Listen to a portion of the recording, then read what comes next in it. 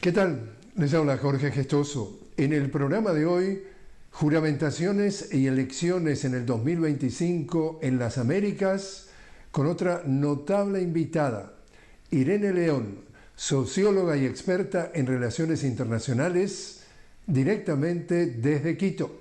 Irene León, una cálida bienvenida al programa. Un saludo, grato estar aquí con ustedes en este programa que siempre hace aportes interesantes. Muchas gracias, Irene. Gusto de tenerte como invitada. 2025, una serie de eventos que ya se anticipan van a ser más que interesantes. Por ejemplo, 3 juramentaciones en los primeros 3 meses. Tenemos la juramentación el 10 de enero del presidente Nicolás Maduro en Venezuela, el 20 de enero del presidente electo Donald Trump en los Estados Unidos, el 1 de marzo el presidente electo de Uruguay, Yamandú Orsi, vuelve la izquierda a Uruguay. Cuéntanos tus reacciones. Empecemos por el más cercano. 10 de enero, juramentación del presidente Maduro. Bueno, son un enero candente, podemos decir, puesto que son dos posesiones altamente relevantes para la geopolítica, no solo regional, sino también mundial. Creo que estamos colocando en el escenario los dos actores que son el símbolo de esa disputa sistémica que está viviendo el mundo y especialmente Latinoamérica y el Caribe. Por un lado, la posesión del presidente Maduro que nos lleva a discutir y a poner en el escenario múltiples aspectos. En términos políticos, para la región latinoamericana, ese justamente es el símbolo de una propuesta de cambio que entró al escenario regional desde inicios de este siglo y que con varios matices se ha ido posesionando en la región y en el sur. Es decir, estamos hablando de las alternativas al capitalismo que se presentan desde acá como posibles en este momento de la historia. Y sin duda, Venezuela, la reelección del presidente Maduro y su posesión marcarán un inicio de año muy importante en esta materia. Hay que decir que el presidente Maduro fue electo en medio de una situación muy movida en Venezuela. Recordaremos que actores de la oposición han movido cielo y tierra para negar el resultado electoral, especialmente articulando iniciativas internacionales. Dentro del país, quienes hemos tenido la posibilidad de ir, vemos que esto no ha permeado tanto. Hay una Venezuela en la que se vive la realidad de allá y ahí está otra Venezuela de la realidad internacional, que es principalmente de estrategias comunicacionales y políticas que se arman fuera de Venezuela. Entonces, en enero es previsible que se repetirán escenarios parecidos al que se vivieron en julio con las elecciones y sin duda será una ocasión más para la región latinoamericana y para el sur geopolítico de poner en debate sus proyectos alternativos y los retos en las relaciones de poder, en las relaciones económicas que se presentan al momento de posicionar esas alternativas ya desde los escenarios de poder como sucede en Venezuela. Así que muy movido será ese escenario de la posesión del presidente Maduro. Simplemente para concluir esta parte, decirte que yo hice un monitoreo rápido de medios internacionales hace unos 10 días y que era verdaderamente sorprendente que no se ha movido la tendencia de posicionar estas situaciones ficticias sobre la política venezolana. Es decir, entre 10 te puedo decir que solo 2 hablaban de la posesión del presidente Maduro y los demás de la ficción de otros escenarios políticos que se están tramando. Esto sobre Venezuela. Ahora sobre Estados Unidos, que es la segunda posesión presidencial que viene, hay todas las expectativas del mundo en todas partes y sin duda hay algunas algunas situaciones que podrían modificarse con la presencia de Trump en el escenario de poder, pero también en Estados Unidos, como sabemos, hay otras situaciones que son parte de sus políticas de Estado. Es decir, por ejemplo, su política exterior, su política internacional tiene una perspectiva por lo menos de 5 años, es decir, que se mueve bajo unas líneas de política de Estado que muy poco pueden mover de una presidencia a la otra. Esas políticas de Estado se articulan principalmente en torno a sus intereses nacionales, intereses. Y eso varía muy poco entre dos corrientes como son la de los republicanos y los demócratas. En otras palabras, para nuestros países latinoamericanos y del Caribe, donde vemos esa expresión de intereses en todas partes y de modo cotidiano, probablemente veremos muy pocas modificaciones de sustancia. Probablemente veremos muchas de forma, algunos síntomas de cambios de nombres, digamos, pero los intereses geoestratégicos, por ejemplo, es muy poco previsible de que algo pueda modificarse ahí. Son intereses de Estado de ese país que no se mueven así como un cambio de gobierno. Hay otros niveles en los que posiblemente pueden cambiar actitudes, es decir, modos de hacer las cosas en sus relaciones bilaterales, por ejemplo, con Cuba y Venezuela y sin duda también Nicaragua. Pueden verse algunos síntomas de modificación, si bien, insisto, esta mirada de largo plazo que tiene la relación de ese país con América Latina y con el mundo se modifica muy poquito de un momento al otro. La parte en la que esperamos transformaciones o modificaciones, más bien en el comportamiento, sí es la política migratoria, porque en este campo, sin duda, el presidente Trump tendrá que dar una respuesta interna a toda esta ola de xenofobia que ha provocado en, en en el ámbito político local para, entre otros, ganar más popularidad, pero además porque es posible que su ala política sí crea en las medidas xenofóbicas como una alternativa y una respuesta para ese país. Al fin, Uruguay nos da entusiasmo porque es el retorno del Frente Amplio al gobierno. Será sin duda un retorno lleno de complejidades luego de este periodo intensivo de aplicación del neoliberalismo, pero esto nos muestra que los proyectos, las propuestas alternativas tienen vida en Latinoamérica y que es posible continuar bregando por esa posibilidad transformadora como la que ha presentado el Frente Amplio.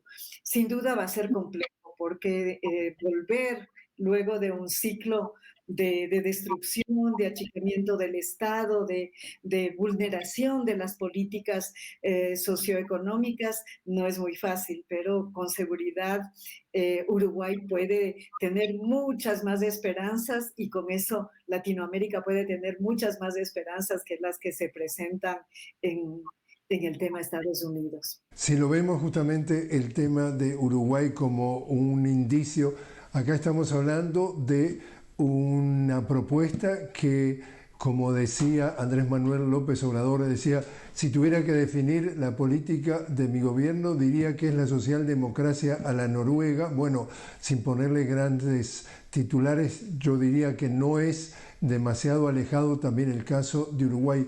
Quiere decir que con este retorno de la socialdemocracia al Uruguay, estamos viendo que tenemos socialdemocracia en Brasil, socialdemocracia en Colombia, socialdemocracia en México, socialdemocracia en Honduras, en Guatemala, no sé cómo le quiere llamar a la de Chile, pero tú ves que apenas se da la oportunidad a que las elecciones presidenciales sean limpias. ¿La socialdemocracia es lo que se quiere imponer en América Latina? Mira, yo creo que el escenario latinoamericano ha cambiado mucho con estos años, ya casi 10, de restauración conservadora.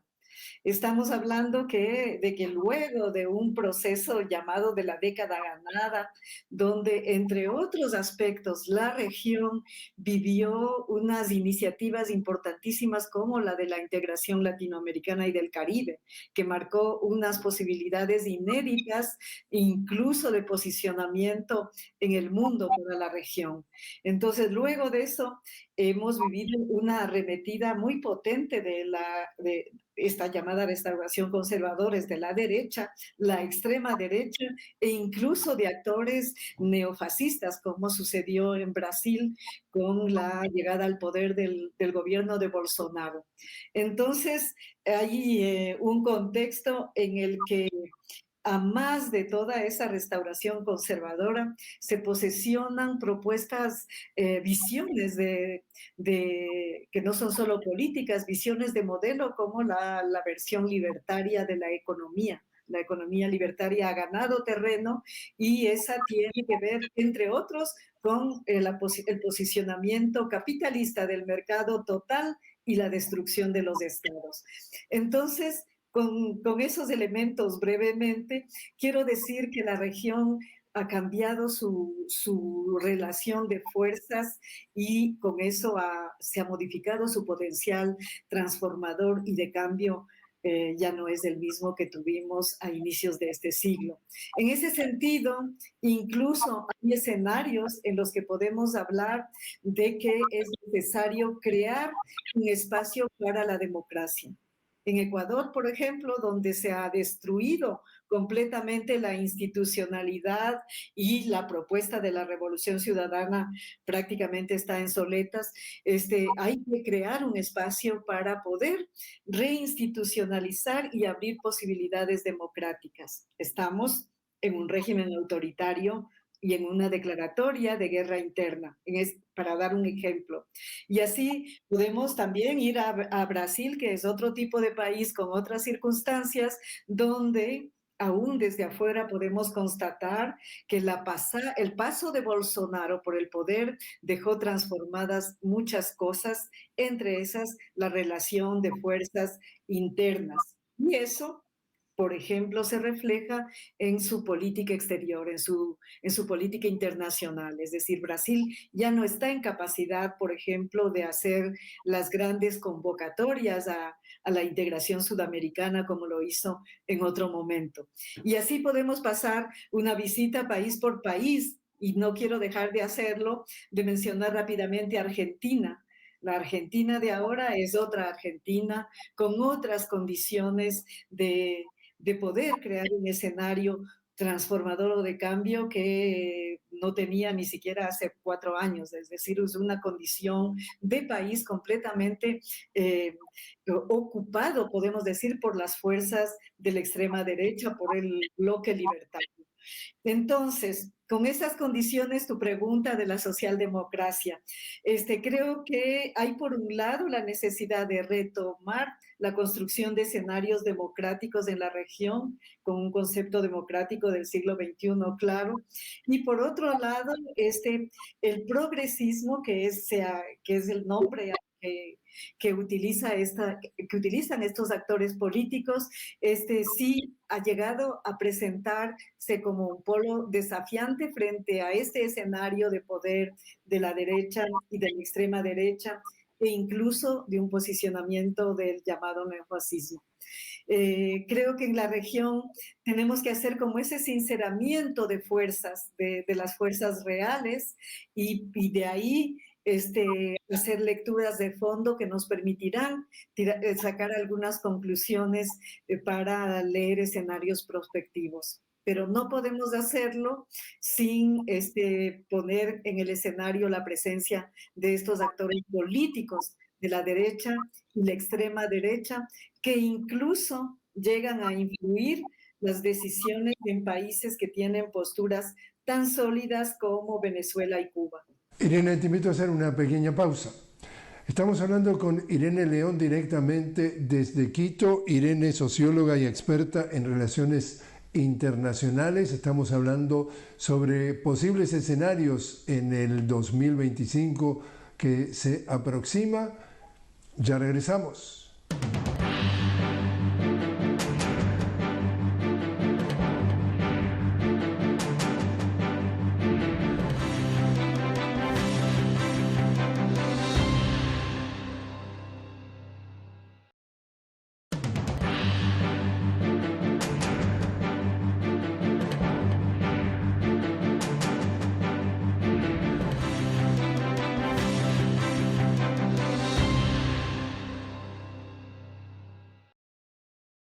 Continuamos hablando con Irene León directamente desde Quito. Irene, socióloga y experta en relaciones internacionales. Estamos hablando sobre posibles escenarios en el 2025 y uno de los escenarios que se va a llevar a cabo sucede en tu país. Estamos hablando del mes de febrero, elecciones presidenciales, y aquí los antecedentes que estamos recogiendo de muchos expertos es el actual presidente neoliberal de derecha o más allá de la derecha, estamos hablando de Daniel Noboa, según los analistas más duros, ha destruido las instituciones, es capaz de cualquier cosa para hacerse reelegir, pese a que las encuestas dan una cómoda ventaja a la candidata de la Revolución Ciudadana del correísmo. Estamos hablando de entonces la candidata Luisa González. ¿Cuánto temor existe entonces, Irene, de que ahora, como también los analistas dicen, como cereza en la torta, le regala a Estados Unidos una base militar en Galápagos para que eventualmente pueda tener todo el esfuerzo y todo el respaldo y todo lo que se tenga que hacer de parte de Estados Unidos para que este señor, el hijo del hombre más rico del Ecuador, vuelva a ser reelecto? Voy a comenzar por lo último para ubicar lo que sucede en Ecuador. Mencionabas esta situación de creación o más bien de oficialización de una base militar estadounidense de altísima importancia geoestratégica para ese país en las Islas Galápagos. Como sabemos, el archipiélago de Galápagos es uno de los puntos más lejanos en el Pacífico Sur. Del continente, quiero decir, de Latinoamérica, y por lo tanto tiene mucho interés geoestratégico. Pero más de eso, es un archipiélago considerado como patrimonio natural de la humanidad. Es decir, tiene unos ecosistemas únicos que no existen en ninguna otra parte del planeta. Y por eso ese archipiélago es considerado como uno a nivel nacional de protección especial. Por eso y por otros motivos también. Entonces, el régimen del señor Noboa, que va a dejar el poder, esperemos, se retira en esta fase con ese tipo de obra para el país. Igual, en estos días el país está debatiendo sobre la construcción de una cárcel de alta seguridad en territorio también protegido, pero esta vez en la Amazonía, en Archidona. Otra obra que quiere dejar construida al no haber construido nada más, sino más bien apuntado en esta destrucción libertaria del Estado en la que el Ecuador está inmerso. Así que esos breves ejemplos creo que pueden dar una imagen de lo que vive Ecuador y también de este régimen que apunta por una reelección con ese tipo de propuestas y medidas para el país y para la región. No olvidemos que esta propuesta de militarización que responde a los intereses geoestratégicos de Estados Unidos no son para Ecuador. Eso involucra a toda la región latinoamericana en iniciativas estratégicas de Estados Unidos para el Pacífico Sur, por ejemplo, un corredor llamado Corredor de las Zonas Tropicales del Pacífico Sur. Igual se ha anunciado que Ecuador, con estas bases militares y acuerdos militares que ha consignado con Estados Unidos, estaría involucrado en el Pentágono del Pacífico, que es un diseño de control geoestratégico que está dirigido más hacia Asia que hacia Latinoamérica. Pero bueno, nos dejaría este señor involucrado en este tipo de arremetidas bélicas. Entonces vamos a elecciones, que era tu pregunta, y en la campaña electoral puntea Luisa González, la candidata de la Revolución Ciudadana, que parte con una ventaja importante y significativa, y parte también con la ventaja de que Ecuador todavía beneficia de tener en su escenario la Constitución de la Revolución Ciudadana, que es una constitución muy avanzada en todos los campos y que debería ser la línea rectora para lo que se hace en este país. Y parte con un 30 a 40% de la votación popular, que se llama aquí el voto duro de Correa, es decir, el voto de la gente que se acuerda de la década de gobierno de Correa, de Rafael Correa, que ahora está en exilio, perseguido político, pero que dejó esa marca de situación de bienestar en el país y la gente mantiene esa lealtad. Así que desde mi mirada, Luisa González y la Revolución Ciudadana tendrían muchas posibilidades de volver al poder.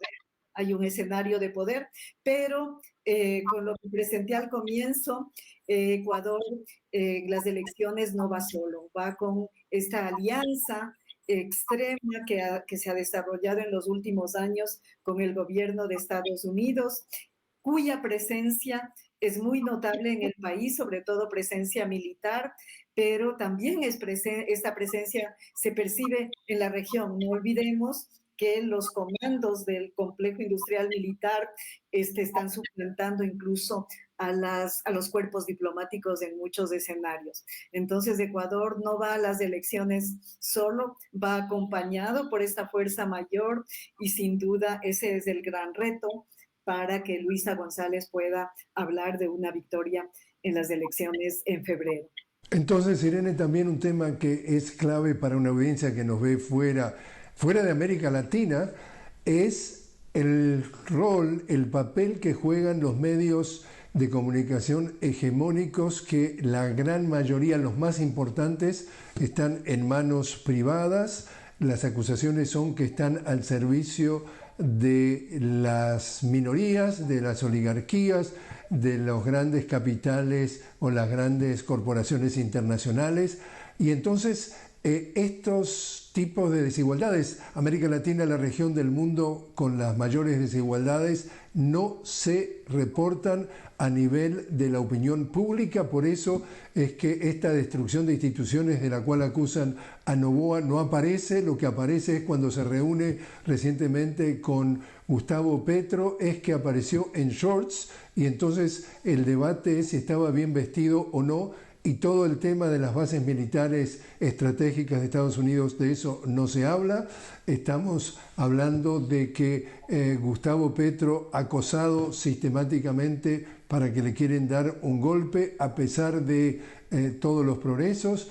Que lo que está pasando en la Argentina con Milei, 55% de la población en la pobreza, 2 de cada 3 niños pobres, 20% de los niños se van a dormir sin cenar.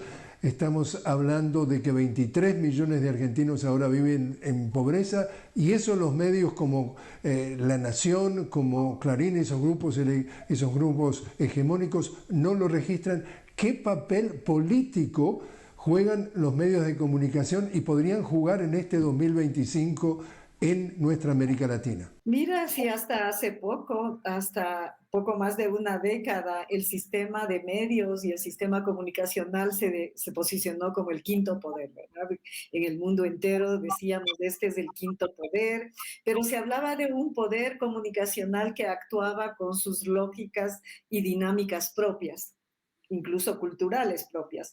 Pero ahora no, ya se han roto esas fronteras y esas líneas y sobre todo en la región latinoamericana podemos constatar cómo este ya es un actor de interés.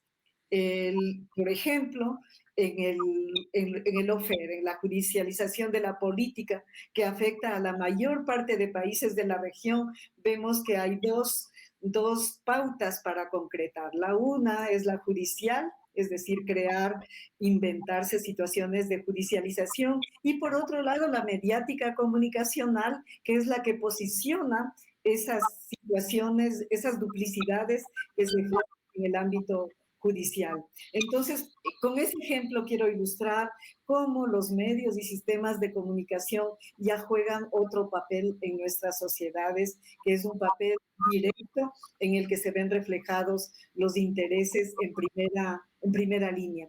Por otro lado, también, como estamos hablando de elecciones y posesiones presidenciales, hay otro campo de acción en el que intervienen los sistemas comunicacionales y esos son los cognitivos.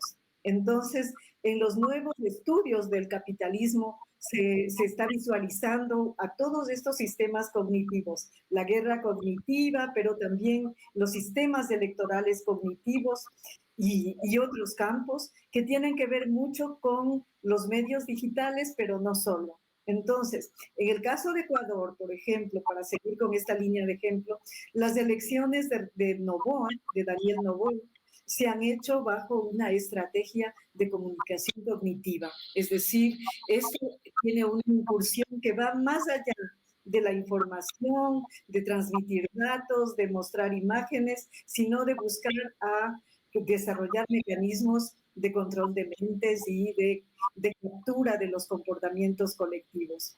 Creo que es un caso de estudio el de Ecuador en esa materia porque hay muchos síntomas de estar sujeto a un operativo de ese tamaño. Y por eso, sin duda, este señor Noboa, que salió de ser un perfecto desconocido hace poco más de un año, está ahora bregando posiciones para ganar las elecciones y además, entre esos síntomas podemos registrar estos indicios de imagen como los que tú acabas de mencionar, esto de Galápagos, de presentarse con un traje absolutamente informal, de modo que todo el escenario cognitivo y comunicacional hable de su traje y no de las implicaciones militares en las que nos están hundiendo nuestros gobernantes, este y los otros, los vecinos de la región andina. Irene León, muchas gracias por haber estado con nosotros. Gracias a ti, un gusto estar en tu programa.